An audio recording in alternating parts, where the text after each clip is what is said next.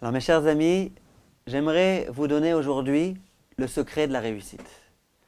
Alors, c'est sûr que ce titre fait un petit peu commercial, un petit peu racoleur, mais vous allez voir qu'il n'en est rien. Nous allons vraiment aujourd'hui, Bezrat Hashem, essayer de découvrir ensemble quel est le secret de la réussite dans notre vie, dans notre parnassa, dans notre harmonie conjugale, dans l'éducation de nos enfants, etc., etc. La paracha s'ouvre sur l'ordre que Hachem donne à Moshe de procéder à une collecte de fonds pour pouvoir confectionner le Mishkan. Il est écrit dans la Torah « Veikrouli teruma » et qu'ils prennent pour moi une somme d'argent. Ça sonne un petit peu faux, non? En général, on dit qu'ils donnent pour moi, pas qu'ils prennent pour moi. C'est la première chose qu'on va devoir comprendre. Mais et kol ish asher ideve nulibo. Les personnes qui vont donner, ça va être les personnes généreuses, les personnes prodigues, qui vont avoir envie de donner de l'argent. Sous-entendu, les personnes qui ne veulent pas donner, qu'elles ne donnent pas. On n'oblige personne. Rashi sur place va dire, ça veut dire quoi? Veikrou li teruma, et qu'ils prennent pour moi de la teruma. Ça veut dire, je vous lis dans les mots, li lishmi. Cette teruma qu'ils vont devoir donner, qu'ils la donnent pour moi. Les Shem Shamaim, qu'ils fassent ce qu'ils font pour moi en mon honneur. Lorsque juste après il va être écrit Ve'asu li mikdash, et qu'ils fassent pour moi un mikdash, à votre avis, que va dire Rashi? C'est quoi li? À nouveau. Ve'asu lishmi bet kedusha. Qu'ils fassent pour moi, en mon honneur, une maison de kedusha. Alors bien évidemment, il y a plusieurs questions qui vont se poser. Tout d'abord, où est-ce qu'on a trouvé une autre mitzvah dans la Torah, dans laquelle Hachem nous dit, vous savez, attention, il faut que vous accomplissiez ça, les Shem Shamaim. C'est sûr que généralement on fait de ça un plat, et qu'on essaye d'expliquer aux gens que c'est important lorsqu'on accomplit les mitzvot de savoir pourquoi on les accomplit, et de les accomplir effectivement en l'honneur de Dieu. Mais ce n'est pas écrit avec tellement d'insistance au sujet du Shabbat, au sujet d'études de la Torah, au sujet de la Tzedaka. Attention, attention, faites le lishma. Et là, on voit qu'on nous rabat les oreilles sans arrêt avec les, deux fois en quelques versets. Pourquoi cette insistance? En dehors de ça, où est-ce qu'on a vu une autre mitzvah dans laquelle on nous dit les personnes qui sont généreuses sont invitées à bien vouloir accomplir cette mitzvah. Et les personnes qui ne sont pas généreuses, elles en sont dispensées. Il n'y a pas écrit vous observerez le Shabbat si vous êtes généreux, si vous avez envie, si vous avez un cœur porté à cette mitzvah. Ce n'est pas écrit. Il n'y a pas écrit vous mettrez les téphilines si vous avez envie. Il n'y a pas écrit vous donnerez la tzedaka si vous êtes généreux. Toutes ces mitzvot-là, nous sommes contraints et forcés de les accomplir. Qu'on soit généreux ou pas, qu'on soit conscient de l'urgence de ces mitzvot ou pas. Et là d'un coup, au sujet de la mitzvah du Mishkan, il est écrit uniquement les personnes généreuses sont invitées à accomplir cette mitzvah. Si on veut renforcer un petit peu la question, le Targum Yonatan ben Uziel, au moment où il nous parle de cette mitzvah, il nous dit ça veut dire quoi? Me'et kol ish asher idevenu libo, toutes les personnes qui sont généreuses, dit le Targum, kol deitreae libe, toute personne dont le cœur a envie de donner de l'argent, vela be'alumta tisbun yat afrashuti. Et attention, ne réclamez pas cet argent avec coercition, avec agressivité. Non, pas de façon agressive. Ça veut dire quoi?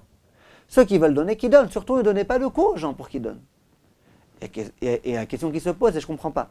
Il y a une minute, le Targum lui-même dit Kol deitreae libe. Toute personne qui a vraiment envie de donner. Alors pourquoi c'est la peine de répéter ensuite? Et surtout, sans coercition. On vient de dire ceux qui veulent. Alors bien évidemment, c'est sans donner de coups.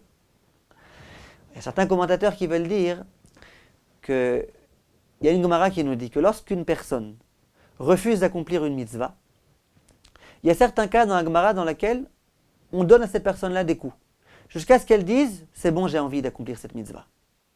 La question qui se pose, c'est de deux choses l'une. Si jamais, peu m'importe son envie d'accomplir la mitzvah, ou pas, eh bien qu'on lui donne des coups, pas jusqu'à ce qu'elle dise « j'ai envie », mais jusqu'à ce qu'elle accomplisse la mitzvah. Et si jamais, il faut vraiment qu'elle ait envie, une personne qui dit « j'ai envie », une fois qu'elle vient de recevoir des coups, c'est pas qu'elle a vraiment envie. Alors, qu'est-ce qui se passe ici? À quoi ça sert de donner des coups jusqu'à ce que la personne dise « j'ai envie ». Disent les commentateurs, c'est parce qu'en fait, chaque juif a profondément, véritablement envie d'accomplir les mitzvot. Simplement, quelquefois, il y a des moments d'égarement, des moments de confusion, des moments durant lesquels on oublie quelle est notre véritable envie. Et quelquefois, vient le Beth Din et nous donne quelques coups. Le but de ces coups, c'est de réussir à dévoiler la véritable envie qui est à l'intérieur de nous. Lorsqu'on s'est reçu quelques coups, et d'un coup on dit « j'ai envie », effectivement, on a enfin retrouvé la véritable envie, qui était la nôtre depuis le début. Il a fallu des coups pour y accéder. Mais avec les coups, on a réussi.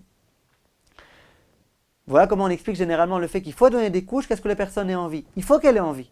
Simplement, quelquefois, pour avoir envie, pour retrouver sa véritable envie, il faut lui donner des coups. Vient ici la Torah, et elle dit attention. Il faut que les personnes qui donnent soient des personnes généreuses qui ont véritablement envie de donner. Qu'est-ce que j'aurais pu penser? On va lui donner des coups jusqu'à ce qu'elle dise j'ai envie. Bien, le Targum me dit aucun coup. Une personne qui ne veut pas, n'essaye pas de la convaincre, n'essaye pas de lui tenir des longs discours, n'essaye pas de lui faire des allusions, rien du tout. Celle qui veut, qu'elle donne. Celle qui ne veut pas, qu'elle ne donne pas. On n'est pas ici maintenant pour essayer de la convaincre. Et la question qui se pose, pourquoi pas? Pourquoi pas? Si effectivement on peut réussir à la convaincre, pourquoi pas essayer de la convaincre? Si effectivement on peut lui donner quelques coups, jusqu'à ce qu'elle accepte de donner, eh bien pourquoi pas? Pourquoi dans cette mitzvah-là, précisément, on dit, surtout, on n'accepte que des personnes qui veulent véritablement donner? Voilà la question qui se pose. En dehors de cela, il est écrit dans la Gemara, En hatzedaka mishtalemet, ela lefi chesed sheba.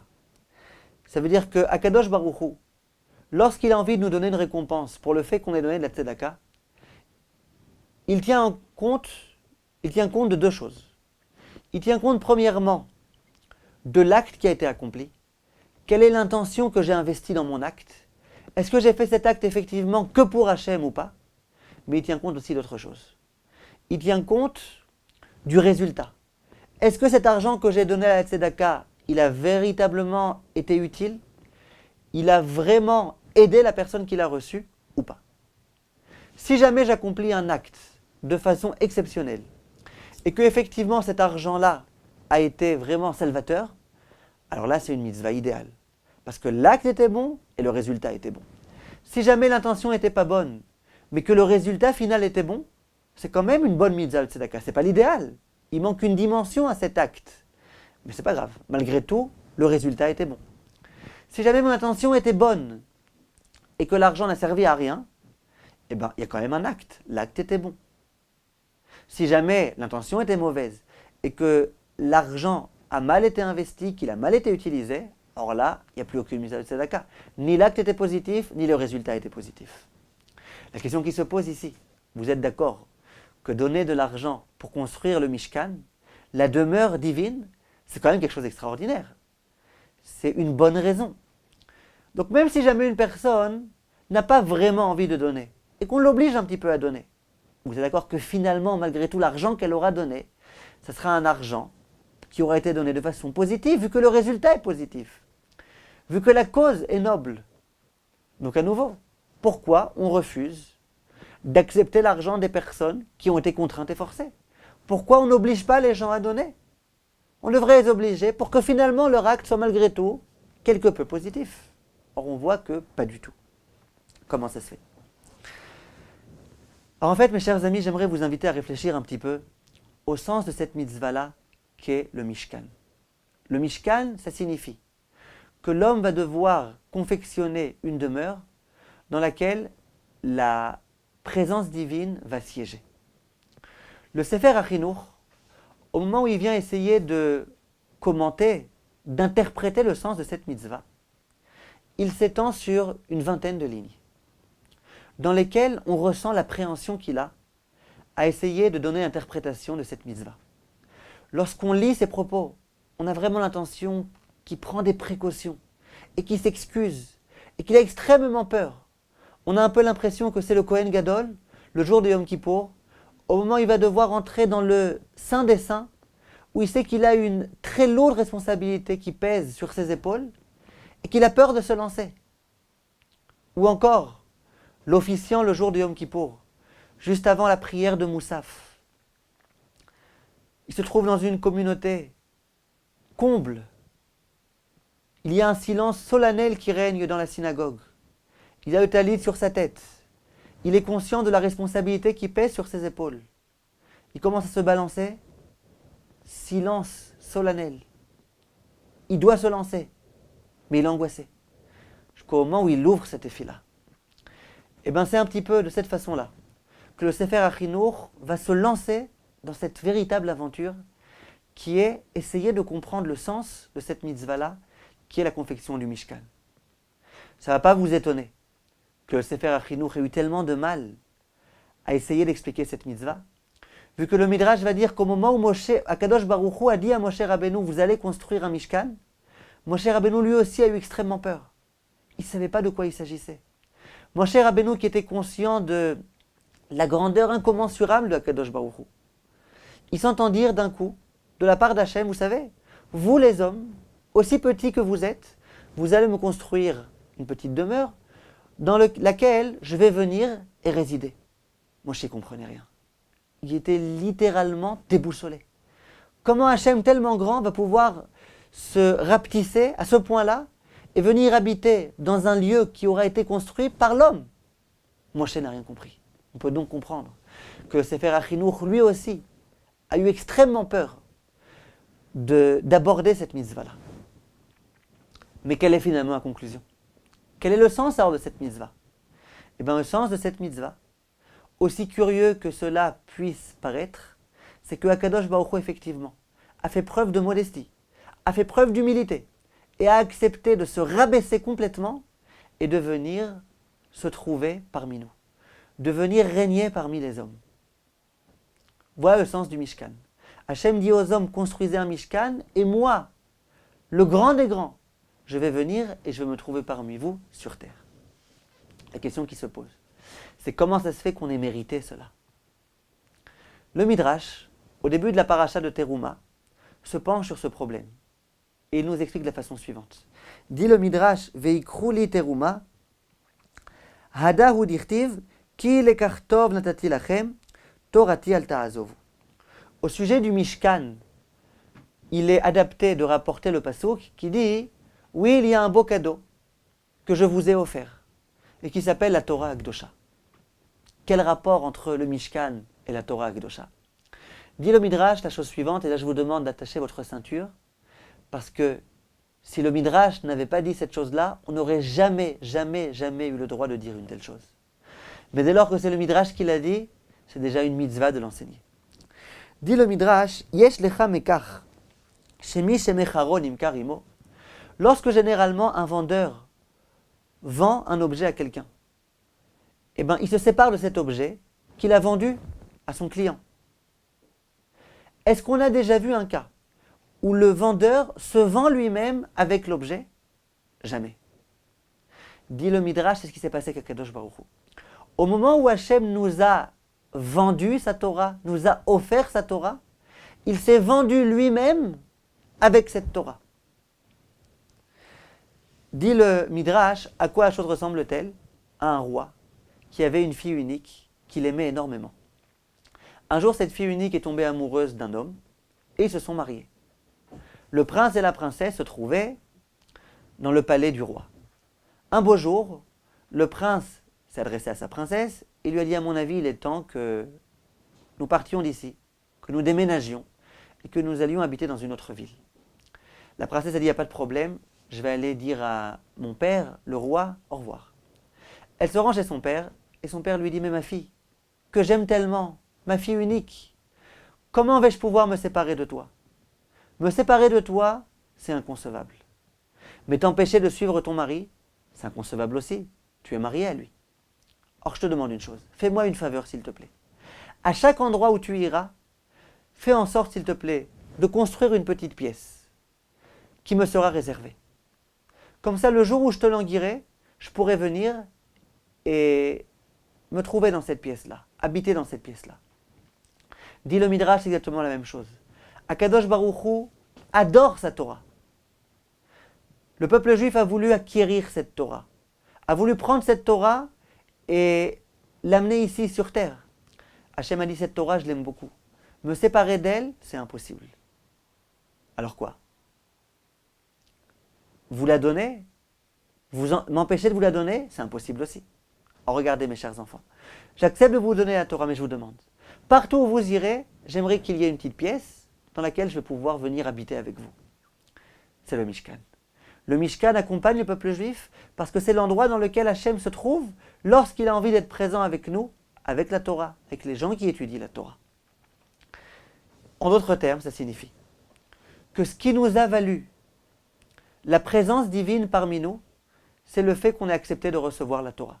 Dès lors que la Torah nous a été donnée, Hachem, d'une certaine façon, s'est vendu avec cette Torah. Ça veut dire que Hachem, depuis ce jour-là, il nous a donné le mérite de se trouver parmi nous. Hachem, d'un coup, ce n'est pas que la Torah qui nous a vendus, il s'est en quelque sorte vendu lui-même avec nous. Si on comprend bien cela, on va pouvoir déjà répondre à une question. Lorsqu'Akadosh Baruch Hu a voulu donner la Torah au peuple juif, l'épisode est connu, Dieu s'est adressé à toutes les nations du monde. Et il leur a dit, voulez-vous recevoir la Torah? J'accepte de vous l'offrir. La première nation a demandé à Hachem, qu'est-ce qui est écrit dans la Torah? Et Hachem lui a dit, il est écrit, tu ne voleras pas. Cette nation a dit à Hachem, pas voler, pas possible. On n'accepte pas la Torah. Hachem est venu voir la seconde nation, que je ne citerai pas. Et il leur a dit, vous voulez recevoir la Torah? Ils ont demandé, qu'est-ce qu'il y a écrit? Hachem a dit, il y a écrit, tu ne tueras pas. Pas tuer? Nous, on est incapables. On adore ça. On refuse de recevoir la Torah. Jusqu'au jour où Hachem est venu s'adresser au peuple juif. Et il leur a dit, vous voulez recevoir la Torah? Et le peuple juif a dit, bien sûr, on accepte. Naaseh venishma. De façon aveugle, le peuple juif a accepté de recevoir la Torah. Lorsqu'Hachem a proposé la Torah au peuple juif, il l'a proposé de plein gré. Il ne nous a pas obligés de recevoir la Torah. Et nous, on a accepté de nous-mêmes de recevoir cette Torah.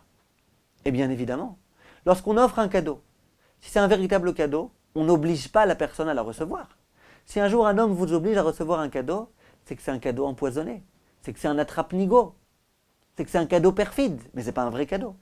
Là, Hachem est venu et nous a dit, vous voulez recevoir la Torah, c'est un cadeau, c'est le plus beau cadeau qui puisse être. Vous le voulez ou pas?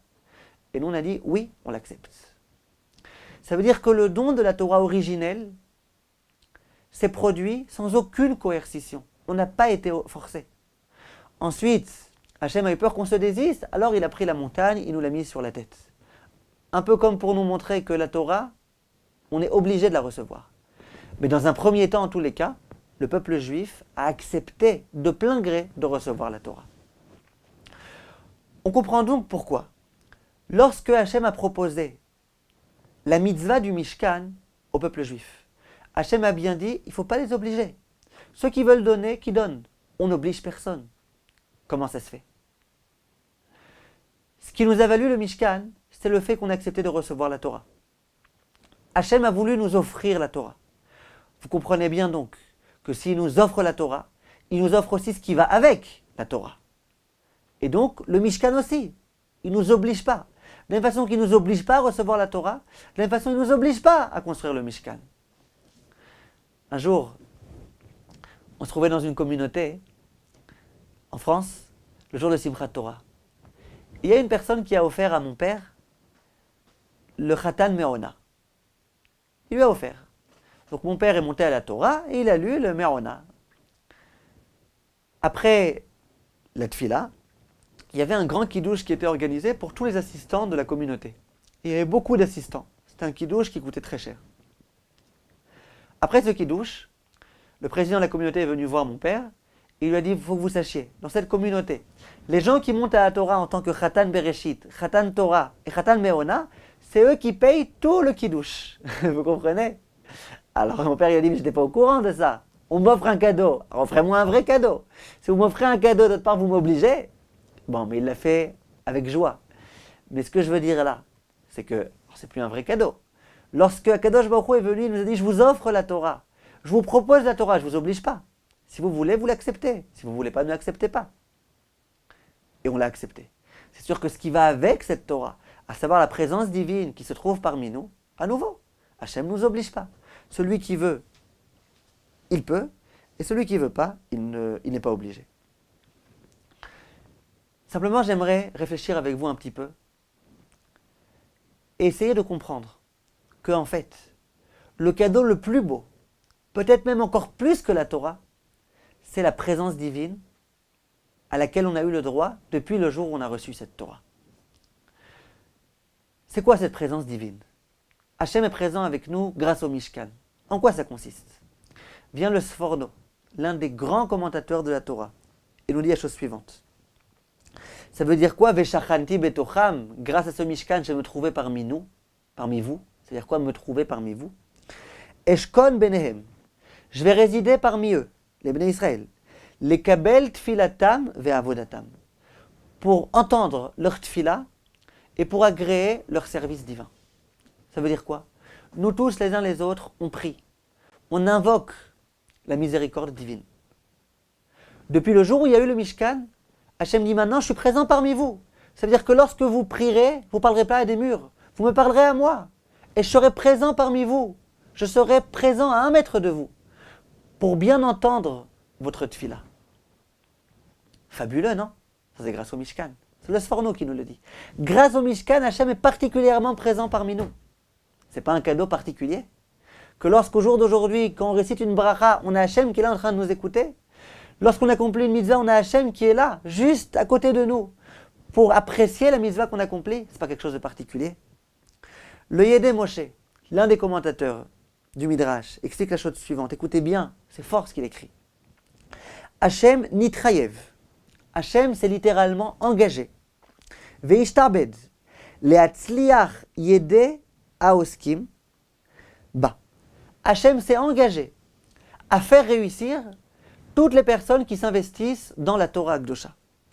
Ke adam mitrayev be'achayut amekar.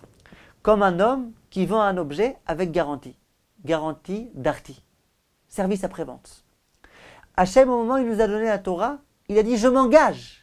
C'est écrit dans Chazal. « Je m'engage ». Je vous donne la garantie que dorénavant, je ferai réussir toutes les personnes qui s'engageront à accomplir la Torah et les mitzvot. Toutes les personnes qui méditeront la Torah Akdosha. C'est pas fantastique ça? On a une garantie d'Akadosh Baruch Hu.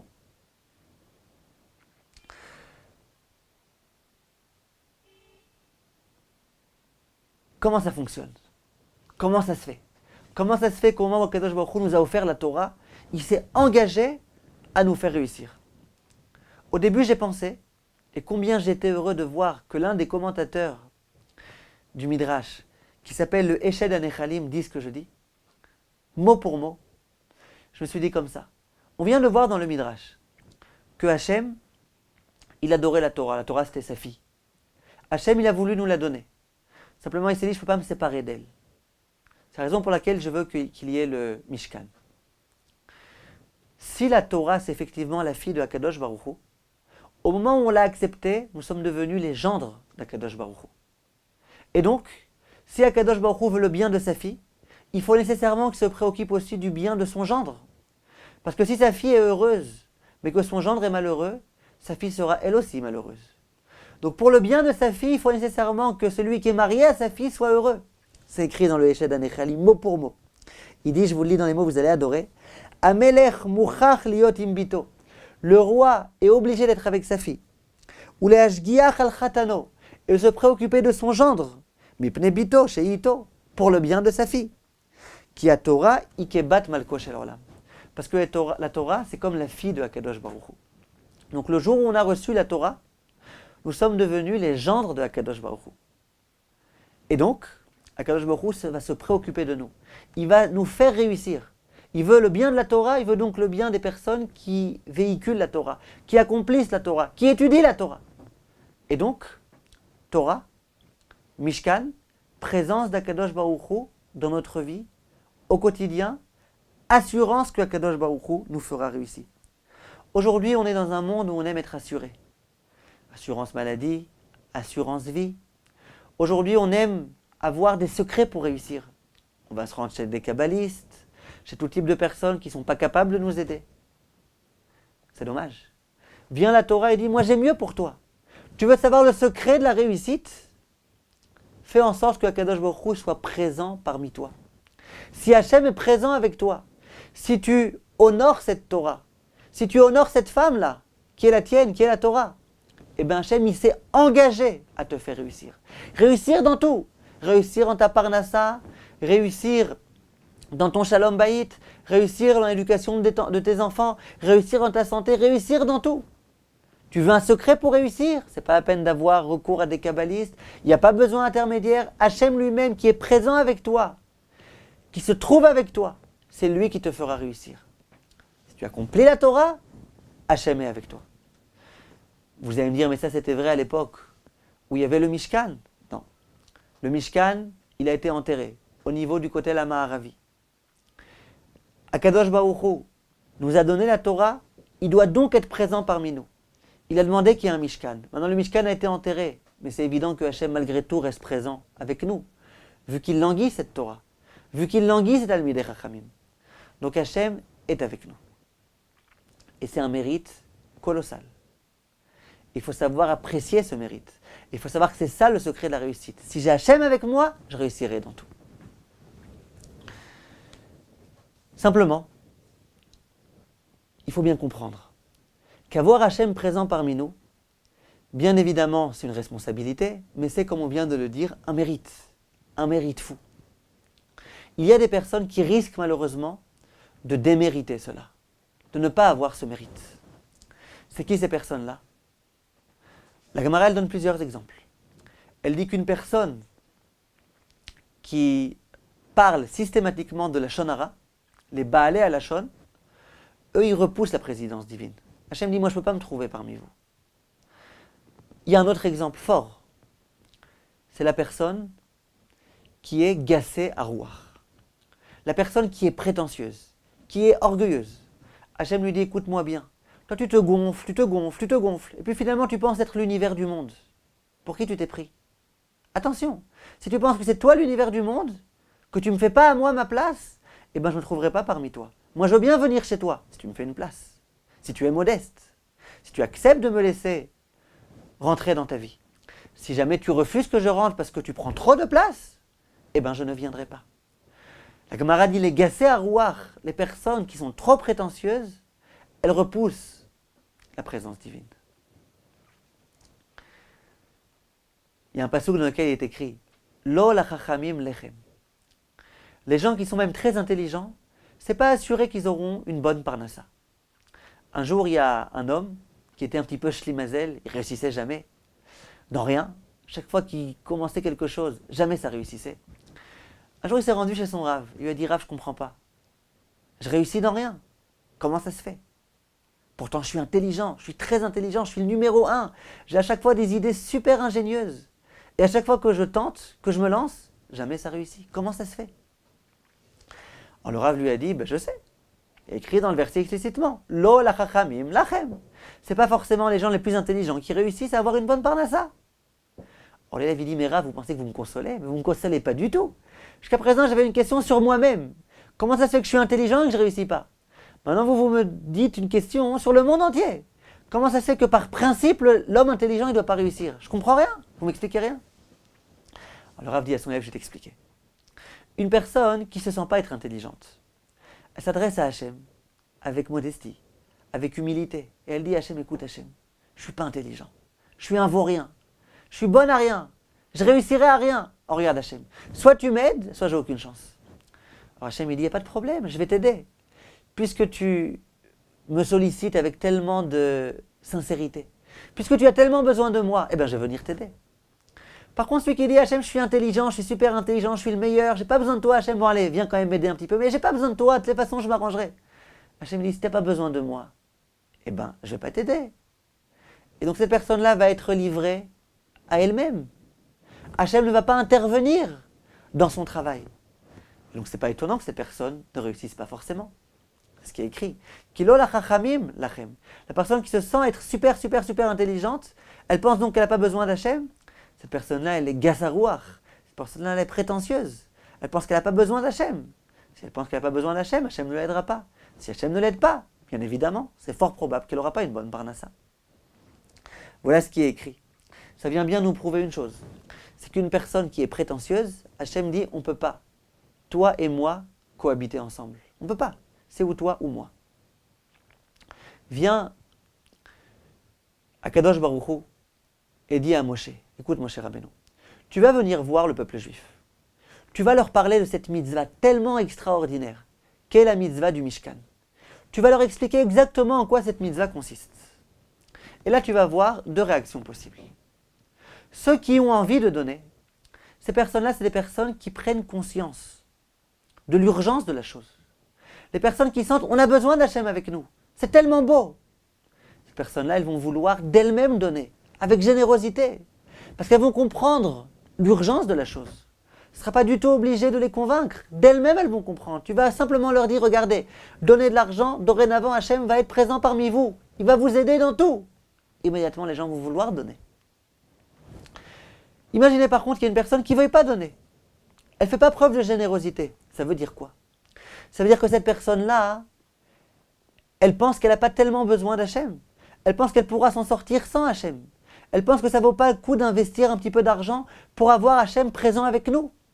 C'est-à-dire que cette personne-là, elle pense pouvoir s'en sortir sans Hachem. C'est-à-dire que cette personne-là, elle est orgueilleuse. Elle est prétentieuse. Cette personne-là, même lorsque le Mishkan sera construit, elle ne pourra pas profiter de cette présence divine. Parce qu'Hachem dira, moi je ne peux pas venir chez toi. Tu chasses la présence divine de par ta prétention, de par ton orgueil. C'est la raison pour laquelle Hachem dit ces personnes-là, qui ne sentent pas le besoin d'avoir Hachem présent avec elles, qu'elles ne donnent pas.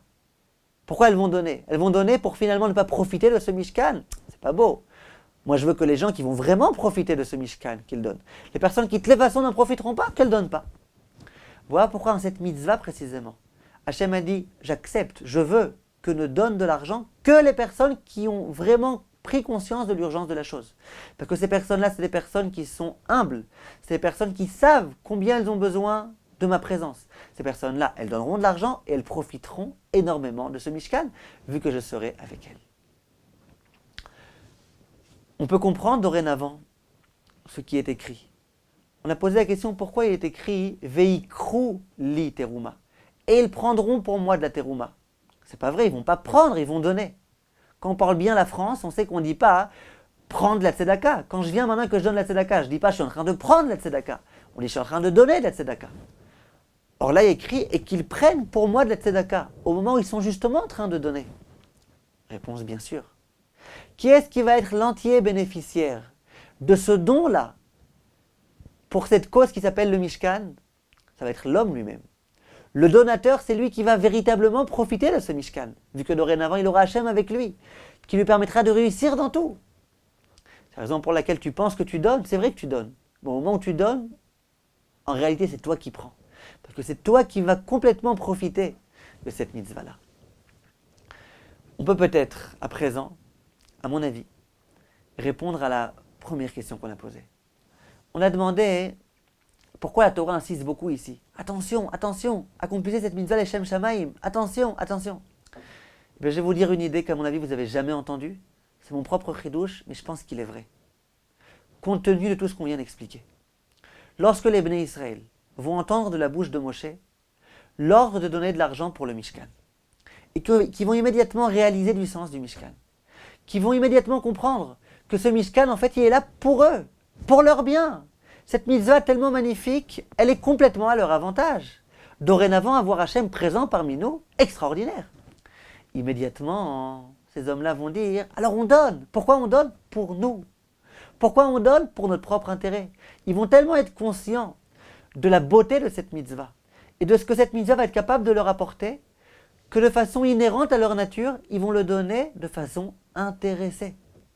C'est la raison pour laquelle Moshe a besoin de venir et de leur dire attention, cette mitzvah-là, faites-la l'Eshem Shamaim. Bien sûr que vous allez gagner de l'accomplissement de cette mitzvah, mais ne pensez pas qu'à vous. Faites-le malgré tout pour Hachem. L'Ishmi, Hachem dit je veux que vous le fassiez pour moi, parce que vous risquez trop facilement de déraper. Vous risquez malheureusement de donner pour vous. C'est tellement beau cette mitzvah, ça va tellement vous aider. Vous avez tout intérêt à donner. Oui, mais ne pensez pas qu'à vous. Donnez aussi pour Akadosh Baruch Hu. Voilà de quelle façon on peut expliquer cette mitzvah-là, de façon à mon avis vraiment fabuleuse. Lors de cette mitzvah, il est écrit « Me'et kol ish asher yidevenu libo » toute personne qui voudra donner, qui fait preuve de générosité, cette personne-là qu'elle donne. Pourquoi on a besoin de dire toute personne? Ben, c'est évident. C'est évident que toute personne qui veut donner, on l'accepte. Pourquoi il y a besoin de dire toute personne? À mon avis, l'idée est claire. Lorsqu'on vient accomplir une mitzvah tellement grandiose, Hachem qui va venir maintenant se trouver dans ce Mishkan, vous imaginez un petit peu l'ampleur de la mitzvah? On aurait pu se dire que uniquement les grands tzadikim vont avoir le mérite de donner de l'argent pour ce Mishkan. Uniquement les gens extrêmement saints, c'est ceux-là qui pourront donner de l'argent pour le Mishkan. Vient la Torah et dit non, pas du tout. Toute personne. Même la personne qui quelquefois commet des avérotes. Même la personne qui quelquefois s'égare un petit peu, s'écarte un petit peu du chemin de la Torah. Toute personne qui souhaite que Akadosh Baruch Hu se trouve avec elle, et cela, ça se prouve de par sa générosité, lorsqu'elle va entendre cette mitzvah du Mishkan, toute personne peut donner. Parce que ces personnes-là, même si, quelquefois, elles ne sont pas complètement à la hauteur des exigences de la Torah, malgré tout, si elles décident, si elles souhaitent, si elles aspirent à avoir Hachem présent avec elles, Hachem acceptera de venir. Et c'est ce qu'Hachem nous demande, d'accepter de partager notre vie avec Hachem. Lorsque l'homme accepte, Hachem lui aussi accepte. Et lorsque Hachem accepte, on a Hachem avec nous. Lorsqu'on a Hachem avec nous, on ne peut que réussir. Pour vous donner que un ou deux exemples, on raconte dans la Gemara de Megillah que lorsque Achashverosh, le roi Assuérus, s'est adressé à Esther, et au moment où il a entendu ce que Esther lui disait, qu'il y avait un homme, un despote, qui avait décidé de porter atteinte à tout le peuple juif, Achashverosh dit à Esther, Mi uze ve'ezeu, asher melao libo la sotken. C'est qui cet homme arrogant là, qui a osé proposer un tel décret? C'était lors du banquet. Il y avait Achashverosh qui se trouvait à table. Il y avait aussi Haman. Esther, qui n'était pas dupe, savait bien que l'homme qui était véritablement à l'origine de ce décret, c'était Achashverosh. C'est lui qui avait donné tous les pouvoirs à Haman. Et donc, lorsque Achashverosh lui dit, c'est qui cet homme-là? On dit qu'elle a pris son doigt, elle l'a dirigé vers Achashverosh, et elle a commencé à dire, Ish tsar ve'oyev, cet homme-là, cet ennemi, elle a voulu dire Achashverosh. Immédiatement, il y a un ange qui est venu, qui a déplacé sa main en direction de Haman. Elle a compris que visiblement, elle a failli faire une grande gaffe. Et alors qu'elle avait prévu de dire Achashverosh, elle s'est reprise et a dit Haman, Haman Araazé, ce mauvais Haman là. Vous imaginez un petit peu, mes chers amis, ce qui se serait produit si jamais au lieu de dire Haman, elle avait dit Achashverosh? Je ne sais pas si on aurait été là aujourd'hui. Comment ça se fait qu'alors qu'elle avait prévu, elle était décidée, elle n'avait pas calculé son coup, elle avait décidé de dire Achashverosh Araazé? Comment ça se fait que d'un coup elle s'est reprise? Réponse, quand on a Hachem avec nous, même si on ne calcule pas bien notre coup, même si on ne réfléchit pas suffisamment, Hachem est là et il nous sauve. Et il nous protège. Et donc tout peut fonctionner. Je vous avais raconté un jour, mes chers amis, qu'il y avait un très grand rave de l'Aïda Haredite en Israël, qui s'appelait le Rav Freund. Ce rave-là, il avait un père qui habitait en Hongrie. Et de temps en temps, il se rendait en Hongrie pour lui rendre visite. Le roi de Hongrie a un jour entendu qu'il y avait un très grand Talmid Chacham qui venait en Hongrie. Et il s'est dit, j'aimerais bien le rencontrer, cet homme-là. Il paraît que c'est un grand homme, que c'est un homme sage, un homme érudit. J'aimerais le rencontrer. Le jour où le Rav Freund est arrivé en Hongrie, le Rav l'a convoqué. Le roi l'a convoqué. Il a commencé à lui parler, lui demander de ses nouvelles. Et puis à la fin, il a voulu offrir un cadeau à ce Rav. Et donc le roi a donné à ce Rav une magnifique canne sur laquelle il y avait une croix en argent massif, d'une très grande valeur. Le Rav a remercié le roi, et lorsqu'il est rentré en Israël, il était très embêté. Il s'est dit, je ne peux pas faire rentrer chez moi une canne sur laquelle il y a une croix. Une maison tellement sainte, une maison de Torah, je vais amener maintenant une croix. Il dit, mais si je n'amène pas cette croix, la prochaine fois que je vais devoir me rendre en Hongrie pour rendre visite à mon père, et que le roi va vouloir que je vienne lui rendre visite, malheur à moi si jamais, chas v'shalom, je viens lui rendre visite sans cette canne avec la croix. Il ne savait pas quoi faire. Il a bien réfléchi, il est arrivé à la conclusion qu'il fallait qu'il enlève cette croix. Il a coupé la croix, il l'a arrachée et il l'a jetée à la poubelle. Quelques mois après, il a eu besoin à nouveau de se rendre chez son père, en Hongrie. Le roi a entendu que le Rav venait en Hongrie, il lui a donné rendez-vous. Le Rav est arrivé chez le roi. Il appréhendait beaucoup la réaction du roi, vu qu'il était avec la canne, mais sans la croix. Le roi voit le Rav, était stupéfait de voir que malheureusement, sur la canne, il n'y avait plus cette magnifique croix en argent. Alors il lui dit, qu'est-ce qui vous est arrivé? Qu'est-ce qu'il est arrivé à cette canne? Le Rav était embêté, il a réfléchi, il dit, la vérité, je vais vous dire, vous voyez, moi je suis petit de taille, et cette canne-là était très haute. Il dit, vous comprenez qu'elle n'était pas adaptée à moi. Moi je suis tellement grand, tellement petit, et la canne est tellement grande. Donc j'étais obligé de la couper un petit peu. Donc voilà, je l'ai coupée, j'ai coupé la croix. Alors le roi dit au Rav, d'accord, je comprends. Mais pourquoi t'as pas coupé le bas? Le bas qui était en bois, qui valait pas une tellement grande valeur. Pourquoi t'as coupé la croix qui était en haut? Alors le Rav, il a pris son air un peu naïf et dit, je vais vous expliquer, Rav. Regardez, quand j'étais avec la canne, elle était haute, elle était élevée. Donc qu'est-ce qui me dérangeait à moi? C'était pas le bas, c'était le haut. Elle était trop haute. Donc, vous comprenez bien que ce que j'ai coupé, c'est ce qui me dérangeait, c'est ce qui était haut. J'ai coupé le haut. Et le roi, au lieu de lui dire, arrête de me prendre pour un idiot, il dit, ah d'accord, je comprends. Pourtant, c'était pas un imbécile. Mais ça a marché. Comment un argument tellement imbécile a pu marcher? Réponse, si on a Hachem avec nous, tout peut passer, tout peut réussir, tout peut marcher. C'est ça le secret de la réussite. Lorsqu'on a Hachem avec nous, on peut réussir dans tout. Et les gens qui font des affaires en priant tous les jours, ils constatent combien au quotidien Hachem est présent avec eux dans leurs affaires. Les gens qui veulent avoir des enfants et qui prient, quelquefois ils ont affaire à des véritables miracles médicaux. Ils ont Hachem avec eux. Si on a Hachem avec nous, on peut réussir. C'est ça le secret de la réussite. Kol tov, mes chers amis, et bonne réussite à vous.